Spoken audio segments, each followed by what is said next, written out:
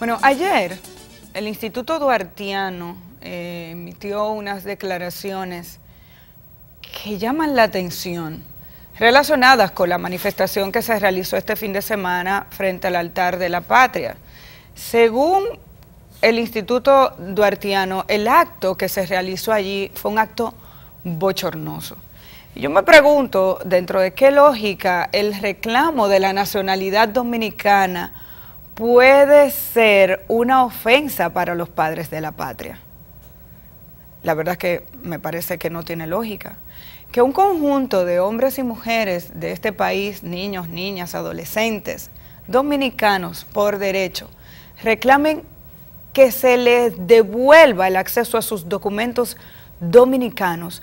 ¿Cómo puede eso ofender a Duarte, a Sánchez y a Mella? A mí me parece que este debate sigue siendo un debate vacío, desde el punto de vista de gente que simplemente no quiere ver un abuso contra los derechos humanos, un abuso contra los derechos de cerca de 130.000 personas que fueron afectadas por una sentencia emitida por el Tribunal Constitucional que le quitó el derecho a la nacionalidad que le concedía la Constitución de la República a ese grupo de dominicanos y dominicanas.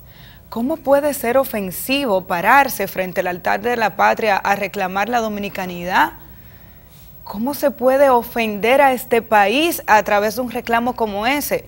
La verdad es que no me cabe dentro de ningún tipo de lógica el poder comprender cómo esto puede ser ofensivo. Los directivos de la entidad hicieron una rueda de prensa diciendo que esa fue una actividad provocadora o provocativa, que buscaba enfrentamientos, que busca desacreditar a nuestro país. ¡Caramba!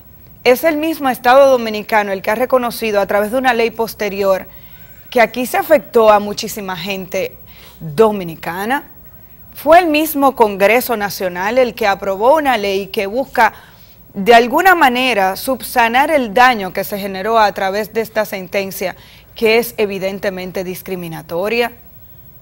Pero insisto, lo que se está reclamando es la dominicanidad, no aplastar a la República Dominicana.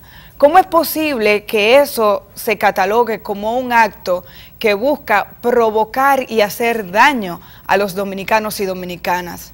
En algún momento, incluso aquí se ha hablado de las manifestaciones artísticas que se presentaron y que se mostraron allí, como si los atabales no formaran parte de nuestra cultura, como si en este país no se utilizaran los tambores, como si Villamella fuera parte de otra nación, como si San Pedro o el sur no existieran. Yo no sabía que en República Dominicana lo que se escuchaba era guitarra clásica. La verdad es que se estaban buscando argumentos que son bastante cuestionables para dejar de reconocer el derecho que tiene toda esta gente. Algunos han indicado, ¿qué más quieren? Si ya se les aprobó una ley, como que esto era un regalo y no un derecho. Lo que se está diciendo es que aun cuando se aprobó la ley, esa ley en su aplicación no ha sido efectiva, porque aquí ha habido autoridades que les ha convenido mantener en el limbo a más de 100.000 dominicanos y dominicanas. Es que el papel dice una cosa y lo que se está haciendo es otra. Es que hay un conjunto de dominicanos y dominicanas a los que se le debió reconocer la emisión de los documentos que el mismo Estado le entregó a sus padres cuando los declararon en las oficialías civiles del 1929 hasta el 2010. Y cuando han ido a buscar un duplicado de su acta de nacimiento o de su cédula, les dicen que ellos están bajo investigación. Pero esta gente está en esa condición desde el 2007 o antes, 10 años con la vida suspendida, y usted entiende que el ofendido debe ser el que no tiene ese problema y no aquel que no tiene hoy en día posibilidades de inscribirse en una escuela, posibilidades de entrar a la universidad, posibilidades de trabajar. ¿Cómo es que el ofendido es otro? La verdad es que uno quisiera preguntarle a los directivos del Instituto Duartiano por qué Duarte es el que abogan. Si Duarte luchó por los derechos de la gente de este país, Duarte luchó porque República Dominicana como país soberano garantizara los derechos de la gente. ¿Cómo es posible que los ofendidos sean otros y no aquellos a los que desde hace más de 10 años se les ha suspendido la vida? A los que no se les permite desarrollarse y crecer como individuos, no porque no quieren, sino porque no pueden. Me gustaría que el Instituto Duartiano, una vez más, repito, me explique cómo reclamar la dominicanidad puede ser ofensivo para los padres de la patria, porque su concepto simplemente yo no lo entiendo. Ojalá y puedan abundar un poco más, puedan explicarle un poco más a los niños y niñas que siguen los medios de comunicación todos los días, cómo defender el derecho a ser dominicano puede ser ofensivo. Gente que estudió aquí, gente que nació aquí, primero, gente que tenía documentos dominicanos porque se los concedió el Estado, no porque hicieron un fraude, sino porque fueron y lo declararon y el Estado le entregó su acta de nacimiento y su cédula.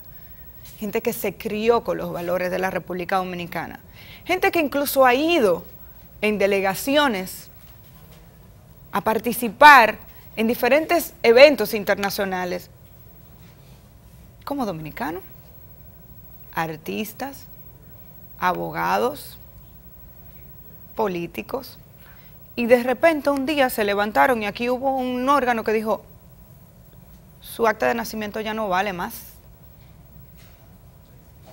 porque nosotros entendemos que no funciona, que interpretamos mal, y a partir de ahora usted no es de aquí. ¿Cómo se le explica eso a una persona que de un día a otro por una firma de un tribunal dejó de tener una nacionalidad con la que creció y se desarrolló? Porque es distinto el caso de los pequeños, pero ¿y los adultos?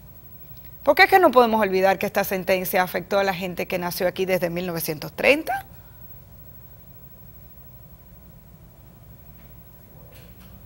El Instituto Duartiano debería revisar su posición con relación a este tema y defender incluso que sea el altar de la patria el lugar elegido por la gente de este país para reclamar sus derechos, porque eso es reconocer el valor que tienen los padres de la patria, es reconocer el valor que tienen Duarte, Sánchez y Mella para los dominicanos y dominicanas.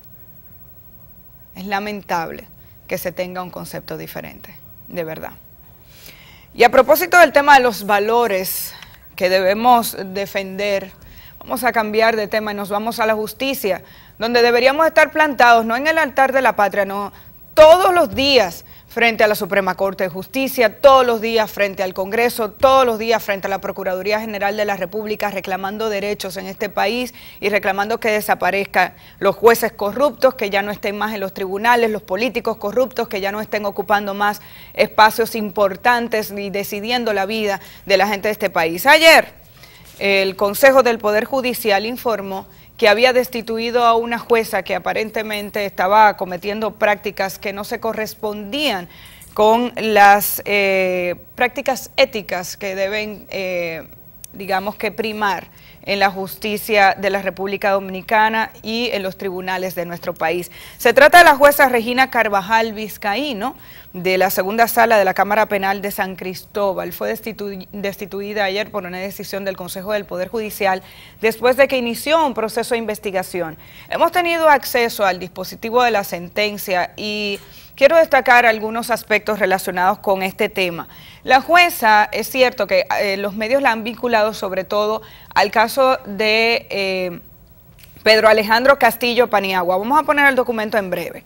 La han ligado al caso de Pedro Alejandro Castillo Paniagua porque desde el año 2009 se vienen haciendo denuncias con relación a fallos emitidos por esta jueza que aparentemente pueden ser cuestionables. Entre ellos, hay que recordar que Quirinito, que hoy en día ha sido declarado prófugo por las autoridades dominicanas porque fue condenado a 30 años de prisión por la muerte de un español, salió de prisión, volvió a prisión, le modificaron el método de prisión a prisión domiciliaria y de repente supuestamente se murió, pero nadie ha visto su cadáver y de Quirinito no se sabe desde julio 5 de este año. Bueno, pues esta jueza conoció una parte del proceso de Quirinito y las decisiones o la decisión que adoptó en ese momento fue cuestionada también. En enero del 2009 arrestaron a Pedro Alejandro Castillo Paniagua por la muerte del español alias Waikiki. De inmediato el Juzgado de Atención Permanente de San Cristóbal le dictó 3 meses de prisión preventiva como medida de coerción mientras se iniciaba el proceso. Esta jueza, el 13 de marzo, es decir, 3 meses después, le varió la medida de coerción por una fianza de 3 millones de pesos a alias Quirinito. Esta decisión se cuestionó porque él estaba prófugo de la justicia y era evidente que estaba dispuesto a evadirla. Su decisión provocó que posteriormente él tuviera que ser rearrestado porque obviamente no tenía ningún interés de ir a prisión. Tampoco interés tiene que hoy en día está siendo buscado por las autoridades y ya ha dicho el DNI que podría estar fuera del país. Pero lo que selló el caso de esta jueza Regina Carvajal Vizcaíno está relacionado con una denuncia que hizo Celso Marrancini a través de sus abogados, y vamos a poner el documento al que hemos tenido acceso. A través de este documento se indica que esta jueza había incurrido en prácticas irregulares. Tuvimos la oportunidad, vamos a poner el documento por favor, lo teníamos en pantalla hace un minuto. Ok, a través de este documento se da a conocer que esta jueza aparentemente incurrió en prácticas que fueron cuestionadas y posteriormente denunciadas por el empresario Celso Marrancini a través de su empresa Multiquímica. Esa denuncia es la que investiga el Consejo del Poder Judicial y que lleva a la destitución de esta jueza. Según ese dispositivo, la jueza incurrió en malas prácticas. Dice que esta jueza de San Cristóbal violó los principios de conciencia funcional e institucional, el de honestidad, imparcialidad judicial y prudencia, además de una serie de artículos relacionados con el Código Ético del Poder Judicial. Conversamos con Celso Marrancini ayer y quiero darle los buenos días a Uchi inmediatamente para, buenos días, para que pueda participar. Buenos días a todos. En este momento. Y es interesante saber el porqué de esta denuncia. Según Celso Marrancini, esta jueza conoció un caso, uno de varios casos que se le ha presentado a él como empresario, donde abogados buscan extorsionarle. Según sus palabras, hay gente en este país que entiende que él es un barril sin fondo y que muchos empresarios de este país, al llevarlo a los tribunales e inventarse casos, acceden a pagar dinero para solucionar los problemas y no prolongar los procesos judiciales. No nos dio detalles del caso específico que conoció la jueza, pero sí nos informó que en medio de una apelación relacionada con un caso en el que estaba envuelto un grupo de abogados que buscaban, según él, estafarle, un policía de San Cristóbal se le acercó, supuestamente en nombre de esta jueza, para solicitarle dinero a cambio de ser favorecido en la sentencia.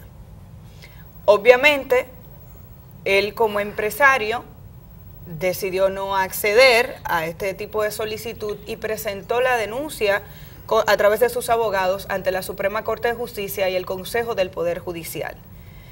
Él entiende que es esa investigación, porque así lo dice el dispositivo que estaba mostrando en pantalla, que es una denuncia que fue acogida, una denuncia presentada por Multiquímica y por su presidente Celso Marrancini, lo que lleva a la investigación y a la destitución de esta jueza.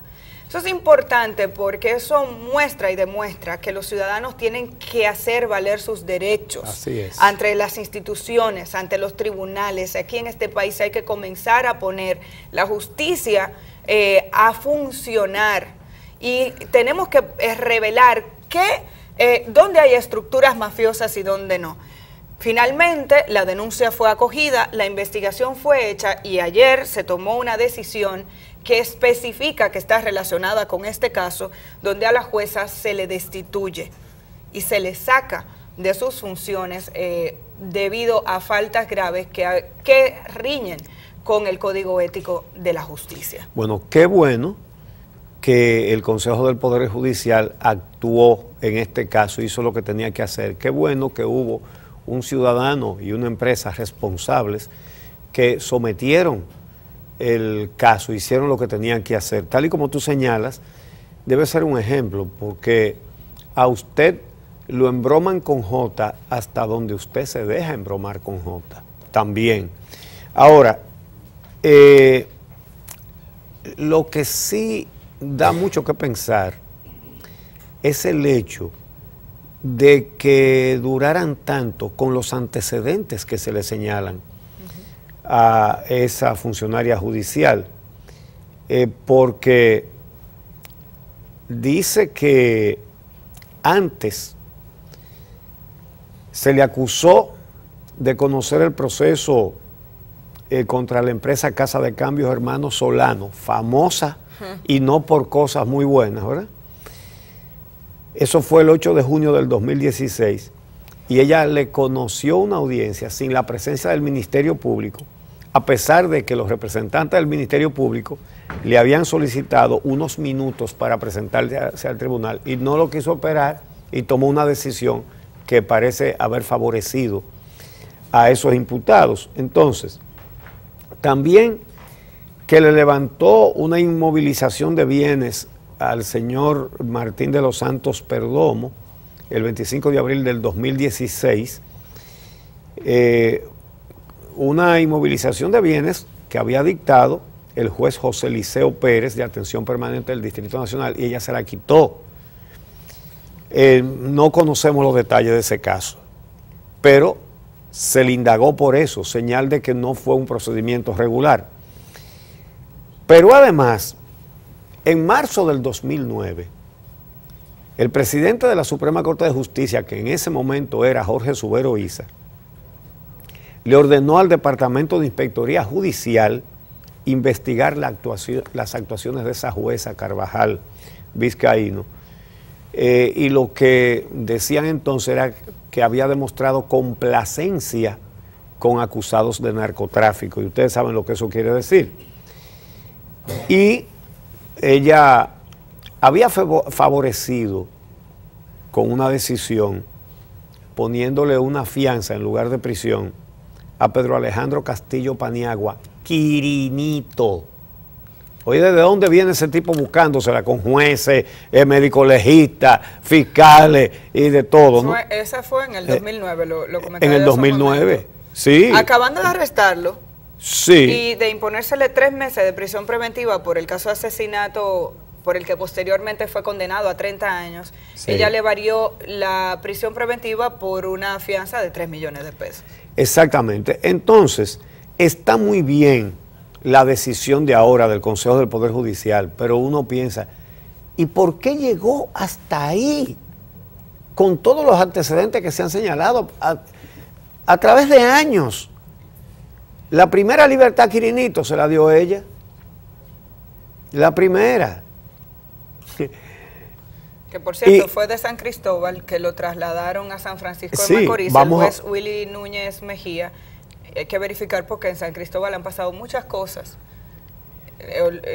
Florian, en San Cristóbal como que se han dado muchos casos que llaman la atención.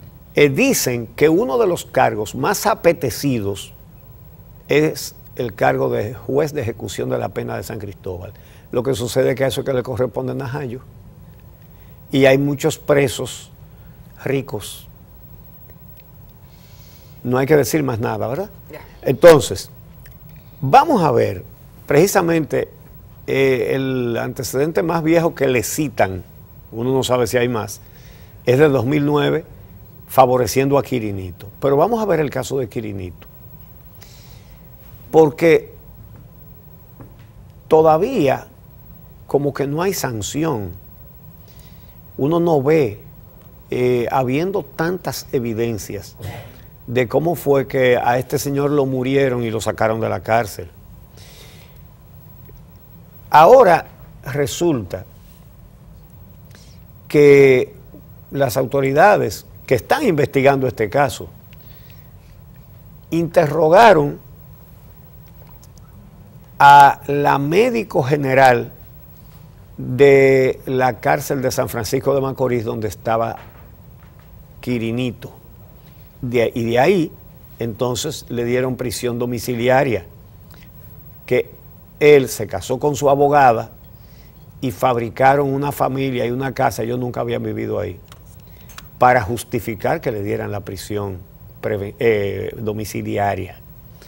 Entonces, todo eso fue un plan, no sé si decir bien elaborado, porque hay cosas muy burdas ahí, de darle un diagnóstico a Quirinito después de ver a otro paciente que no era él, de un médico legista que se presta a certificar su defunción y dice de qué murió y que él vio el cadáver y todo eso.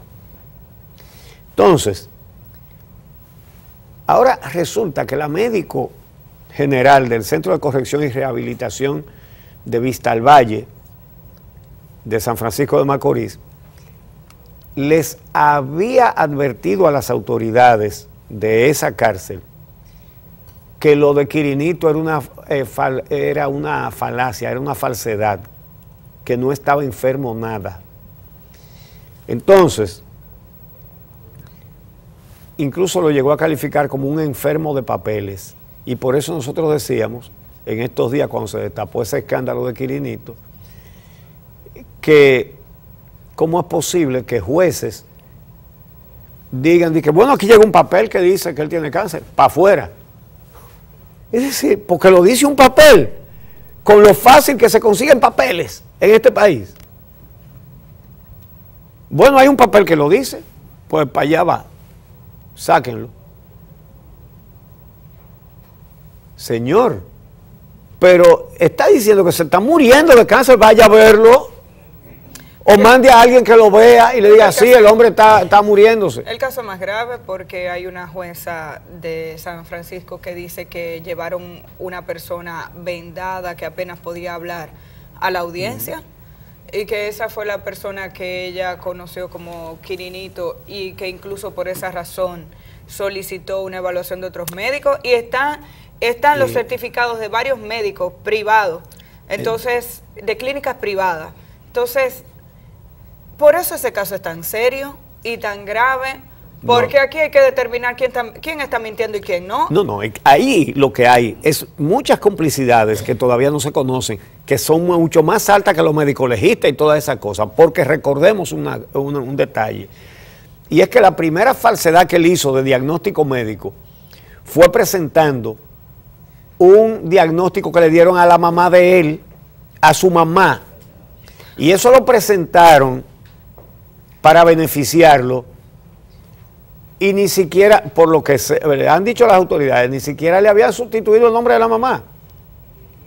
Lo pusieron ahí con el nombre de ella y dijeron, mire, ahí dice que él está enfermo, que tenía hipertensión arterial. Pero lo era la mamá la que tenía hipertensión. Pero ni siquiera alteraron el documento. No. Lo hicieron así mismo. Sí. Entonces, eso solamente se consigue con un acto de prestidigitación que se llama dinero, porque no son magia lo que hacen. Entonces, ¿qué pasa?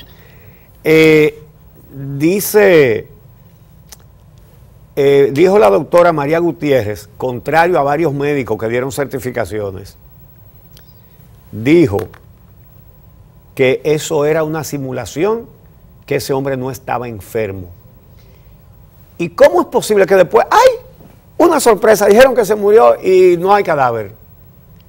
Pero ¿cómo sorpresa? Pero una funcionaria facultada para eso dijo, no es verdad que está enfermo. ¿Y cómo se estimuló la amnesia de todo el mundo? Nadie se acordó de que ella dijo eso. ¿Cómo fue estimulada tanta amnesia? Entonces, dice que ella dijo eso en un interrogatorio que le hicieron. Dijo, no, yo lo dije, yo lo advertí al responsable de la cárcel de San Francisco, que no sé quién es. Entonces, el Ministerio Público de documentos San Francisco tampoco sabía nada. Que es interesante eso, no, porque el no, Ministerio Público de San Francisco nada. de Macorís no se opuso a la variación de la prisión en la cárcel por la prisión domiciliaria, no se opuso. Fueron y están siendo investigados los fiscales que actuaron, tanto el que se presentó en la audiencia y los procuradores. Como el procurador. El procurador de la Corte de Apelación. Está suspendido. Suspendido, sí. Está suspendido. Y hay un fiscal suspendido. Entonces,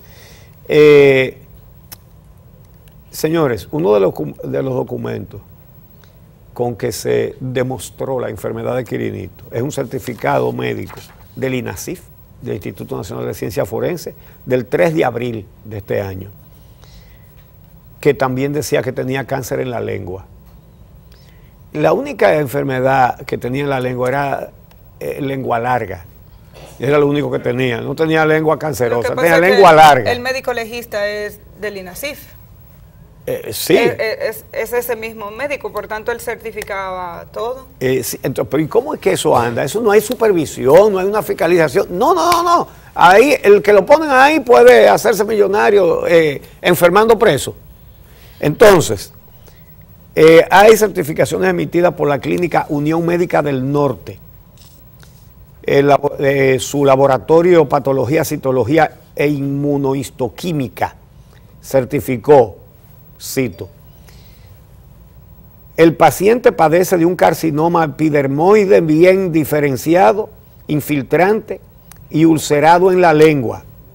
Eso lo firma el oncólogo César Núñez Rojas. Hay algunos médicos que han dicho, bueno, a mí me trajeron uno que tenía eso, pero parece que no era él. Claro, se buscaron a un preso que sí tenía cáncer en la lengua y lo llevaron para que le dieran la certificación a Quirinito. Es decir, le cogieron prestado el cáncer a otro preso para ponérsele un certificado a Quirinito. Ese también tiene que aparecer. ¿Verdad? Entonces, sí, porque ese se prestó a decir yo soy Quirinito. Entonces, hay una certificación que firmó el doctor Ángel Garabot Polanco del Instituto Oncológico del Nordeste, que también dijo que Castillo Paniagua tenía cáncer en la lengua. Ahora, el campeón de todos los campeones, el médico legista Orlando Herrera Robles, que certificó la muerte de Quirinito. Entonces, todas estas son cadenas. Fíjense cómo vienen las cadenas de cosas. Miren la cadena de casos que tenía esa juez que la suspendieron ahora. Desde el 2009 y estamos en el 17, señores. 8 años haciendo toda clase de chanchullos. Bueno, qué bueno que actuaron ahora. Qué mal que esperaran tanto para actuar. Y en el caso este de Quirinito, es evidente que hay complicidades mucho más arriba. Mucho más arriba. Ahora resulta que las autoridades creen que él se fue por Haití. Bueno, ¿y dónde está?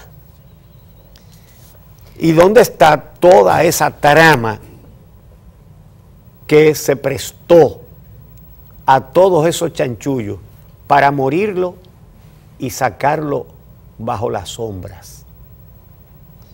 No hay un preso todavía por eso. Vamos a hacer una pausa y regresamos. Hoy tenemos en nuestro espacio estelar a Luis Abinader, precandidato presidencial del PRM, ex candidato presidencial. Lo invitamos porque él acaba de dar a conocer un proyecto anticorrupción y vamos a ver en qué consiste, vamos a conocer los detalles. Entonces, pausamos y regresamos con otros temas.